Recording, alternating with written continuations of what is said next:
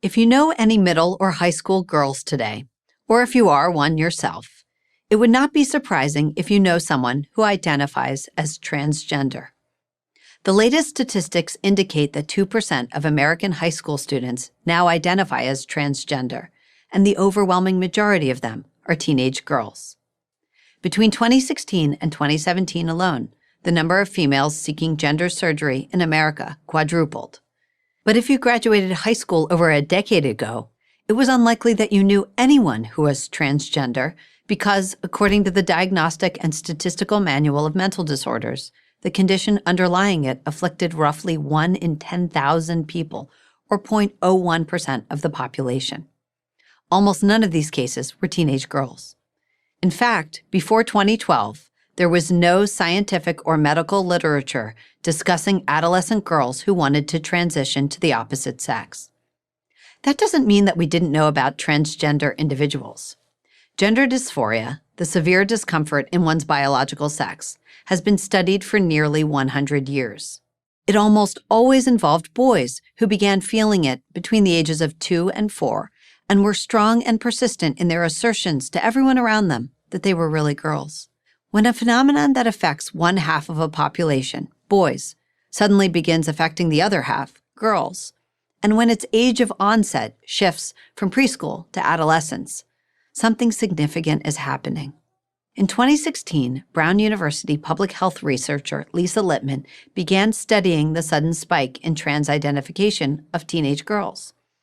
She concluded that peer influence and social media influence had a lot to do with this trans teen phenomenon.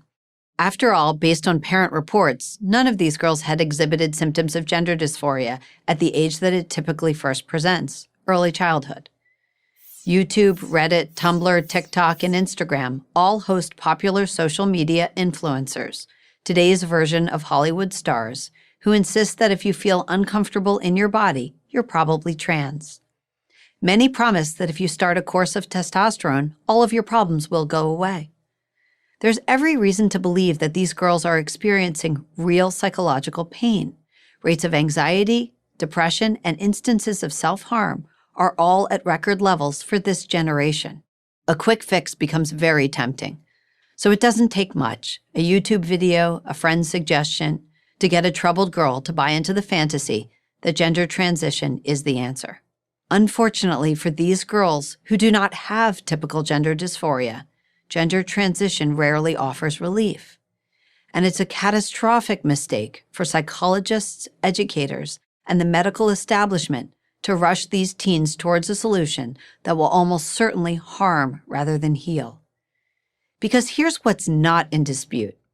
Unnecessary medical gender transition causes irreversible damage, high risk of infertility, sexual dysfunction, and the creation of a permanent medical patient. Tragically, we've made it far too easy for kids to take this path, long before they're ready psychologically or emotionally to make such a life-altering decision. Testosterone is easily obtained by today's teens. In Oregon, a 15-year-old can walk into a gender clinic. Yes, there are now gender clinics all over the country, and walk out the same day with a prescription for testosterone without her parents' permission. 16-year-old girls have been able to undergo double mastectomies, the removal of both breasts, without even a therapist's note. Predictably, hasty gender transition, remember we're talking about teenagers here, is now leading to a lot of regret.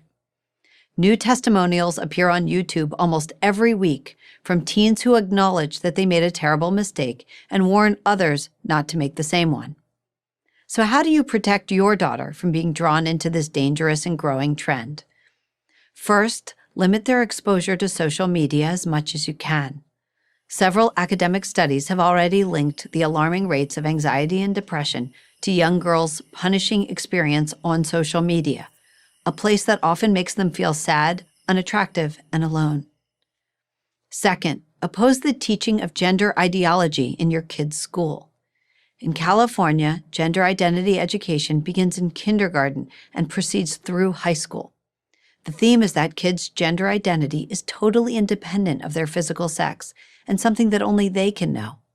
Schools can and should insist that every child be treated respectfully without sowing gender confusion in an entire student population. Third, and most importantly, remember that a teenager is still just a teenager.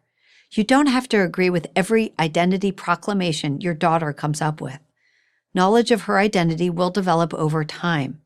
Until then, being the adult in the relationship is the most loving thing you can do. I'm Abigail Schreier, author of Irreversible Damage, The Transgender Craze Seducing Our Daughters, for Prager University. Thank you for watching this video. To keep PragerU videos free, please consider making a tax-deductible donation.